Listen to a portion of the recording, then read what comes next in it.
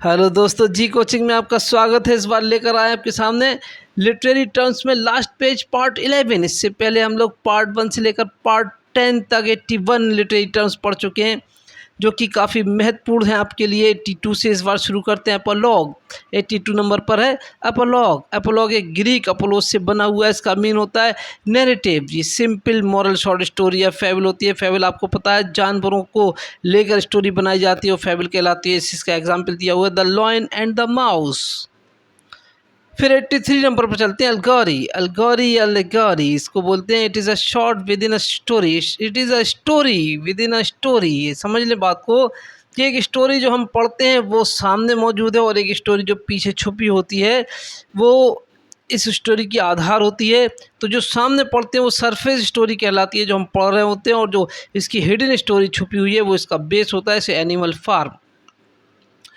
फिर इसके बाद पढ़ते हैं हम लोग 84 नंबर पर ऑटोबायोग्राफी आप लोग खूब जानते हैं कि आत्मकथा को बोलते हैं। बायोग्राफी जीवनी होती है, जो किसी भी राइटर की कोई दूसरा राइटर लिख सकता है, वो जीवनी कहलाती है। और ऑटोबायोग्राफी ये आत्मकथा कहलाती है। ये राइटर अपनी खुद की आत्मकथा को लिखता है, खुद की ऑटोबायोग्राफ करता है। यहाँ पर it is a literary genre, it is a person's life written by that person. ये खुद की पर्सनल लाइफ होती है, इसको जिसको राइटर खुद ही लिखता है। अलूजन 85 नंबर पर चलते हैं। Allusion an unexplained reference to someone or something outside of the text.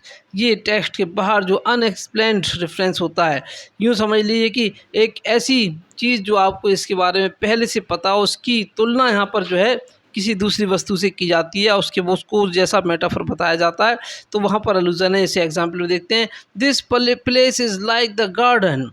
ये प्लेस जो है द गार्डन ऑफ ईडन, यानी स्वर्ग के बगीचे की तरह ये प्लेस यानी ये जगह है।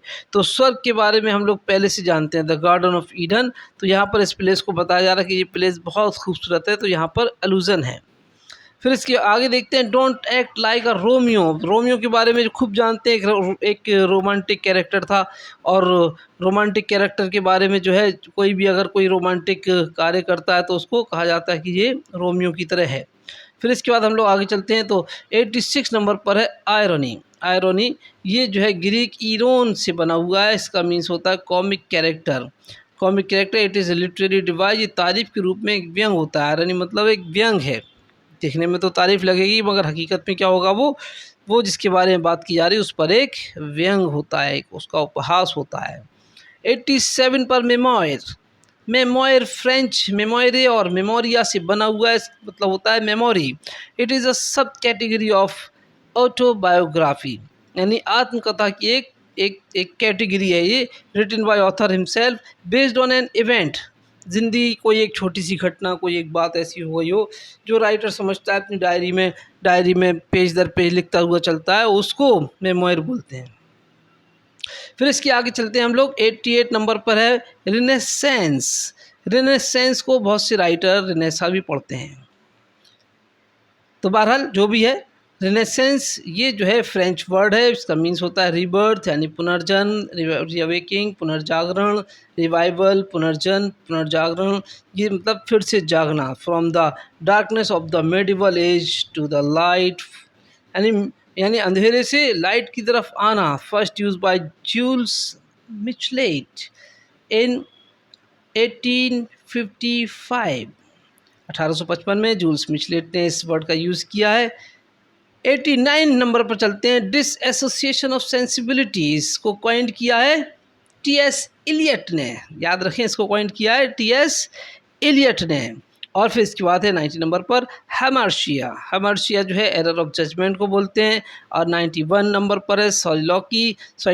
जब कोई एक्टर या एक्ट्रेस अकेले में अपने दिमाग के विचार को जो है दर्शकों के सामने रखता है, तो वो सॉइलॉकी कहलाता है। An actor express his thought feelings allowed and alone, यानी अकेले हो और अपने दिमाग के विचार को अपने आप से ही बात करते हुए दर्शकों के सामने रख रहा है, ये सॉलिलॉकी कहलाती है।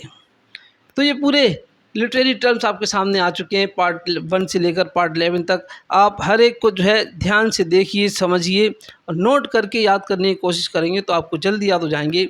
और ध्यान रखें कि आपका पेपर बहुत जल्दी हो सकता है, दिसंबर 24 या फिर जनवरी।